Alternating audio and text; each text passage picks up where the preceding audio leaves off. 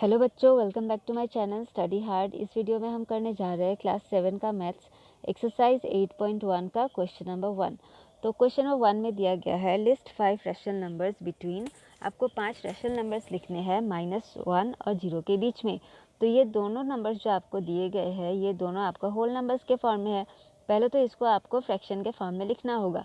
देखो -1 दिया है, इसके नीचे कुछ नहीं है, इसका मतलब क्या है, इसके नीचे 1 है, 1 तो रहता ही है कि नहीं। और यहाँ पे 0 है, 0 के नीचे कुछ नहीं है, तो हम लोग 1 लगा देंगे। सेम वैल्यू रहेगा उसका, 1 नीचे लगाना नहीं लगाना, सेम वैल्यू रहता है ना।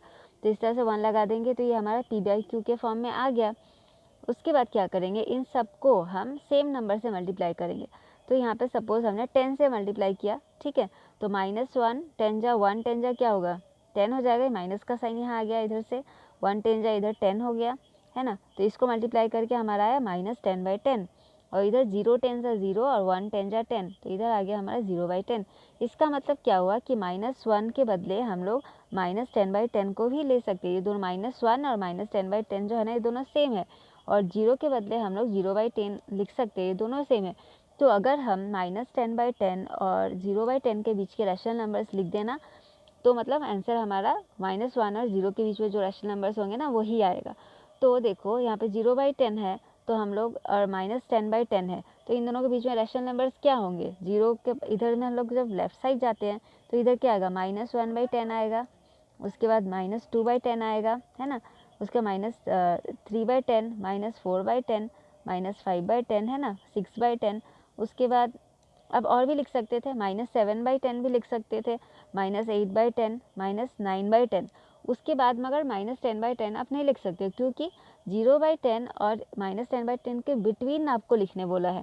तो इन दोनों को छोड़ के इनके बीच में जो भी रैशनल नंबर्स आते हैं उनमें से आप कोई भी 5 लिखना है आपको, ठीक है। नेक्स्ट क्वेश्चन देखते हैं। नेक्स्ट क्वेश्चन में भी सेम है, होल नंबर्स के फॉर्म में दिए गए हैं ये भी। तो यहाँ पे भी हम सेम करेंगे। यहाँ पे देखो -2/1 कर दिया, इसको 10 से मल्टीप्लाई किया तो आ गया -20/10। और -1/1 को भी फिर से 10 से मल्टीप्लाई करेंगे, आ गया -10/10। अब हमें लिखना पड़ेगा इन दोनों के बीच में जितने भी आपके रैशनल नंबर्स आते हैं उनको लिख देना है। तो इन दोनों के बीच में क्या रैशनल नंबर्स आएगा, -11/10, -12/10, -13/10, -14/10, -15/10, -16/10 भी आएगा, -17/10, -18/10, -19/10। मगर आप -20/10 नहीं लिखोगे, क्योंकि इसको और इन दोनों के बीच का लिखना है ना, इसलिए ये दोनों नहीं लिखोगे। उसके बीच में जितने भी रैशनल नंबर्स आते हैं उनमें से आप कोई भी 5 को लिख सकते हो। नेक्स्ट क्वेश्चन देखते हैं, क्वेश्चन नंबर 3।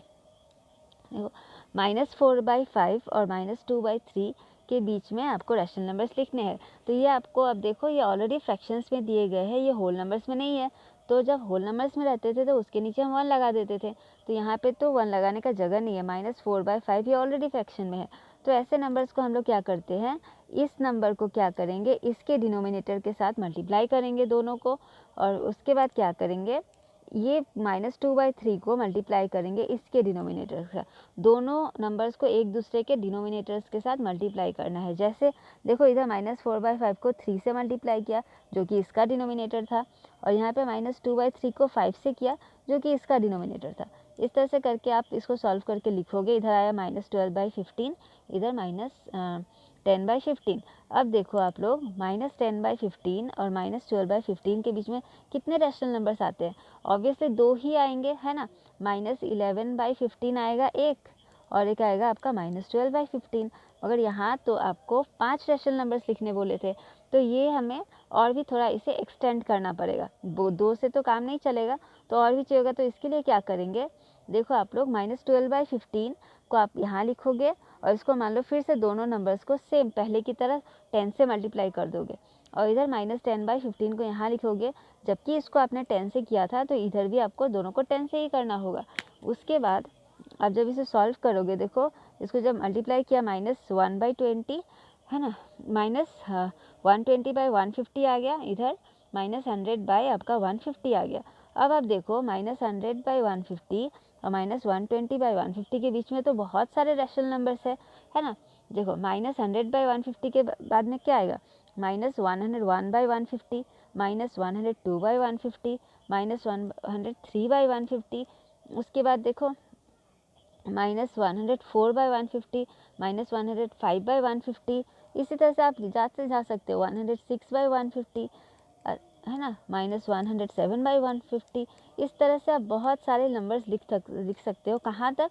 देखो इसके बीच तक, -120 जब तक आपको नहीं मिलता ना, आप लिख सकते हो कहाँ तक? -119/150 तक।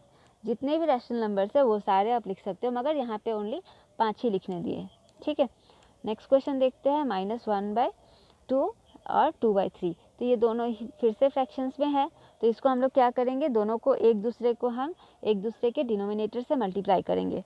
तो यहाँ पे -1/2 लिखा, फिर इसको मल्टीप्लाई किया इसके डिनोमिनेटर से, फिर इधर 2/3 लिखा ये वाला नंबर, और इसको मल्टीप्लाई किया इससे, इसके डिनोमिनेटर से, फिर मल्टीप्लाई करके जो आया, इधर आया आपका -3/6 आ रहा है, इधर 4/6 आ रहा है। दोनों का डिनोमिनेटर सेम हो गया ना। अब इन दोनों के बीच में तो बहुत सारे रैशनल नंबर्स है, देखो, क्योंकि एक नेगेटिव है एक पॉजिटिव है ना। तो देखो यहाँ से हम लोग स्टार्ट करते हैं, जैसे कि -3/6 है ना, 4/6 था, तो हम लोग पीछे बैकवर्ड जाते हैं, -3/6, 2/6, 1/6, 0/6, उसके बाद आ जाएगा -1/2, -2/6, है ना, उसके बाद 3/6, तो यही वाला नंबर्स आ गया। तो ये हमें 5 या 6 नंबर्स मिल गए, यहाँ से कोई भी 5 लिख सकते हैं। तो इस तरह से हम लोग रैशनल नंबर्स निकालते हैं। असल में क्या होता है कि दो नंबर्स के बीच में ना infinite number of rational numbers होते हैं, है ना। तो अगर इस तरह से हम लोग निकालते हैं, अगर मान लो इसको और भी 5 नहीं, इन दोनों के बीच में 10 रैशनल नंबर्स निकालने दिया होता, मान लो इन दोनों के बीच में 10 रैशनल नंबर्स निकाल, तो हम लोग क्या करते, ये जो -3/6 है ना, इसको हम लोग मान लो 10 से मल्टीप्लाई कर देते फिर से। ठीक है, तो इसके पीछे बहुत सारे नंबर्स हम और फिर से निकाल सकते थे, 100 से भी कर सकते, तो और भी ज़्यादा रैशनल नंबर्स निकलेगा इस तरह से। आशा करती हूँ आप लोग को ये क्वेश्चन अच्छे से समझ में आ गया होगा। ठीक है, आप लोग को वीडियो अच्छा लग रहा है तो प्लीज़ सब्सक्राइब करना, अपने दोस्तों के साथ भी शेयर करना। Thank you for watching.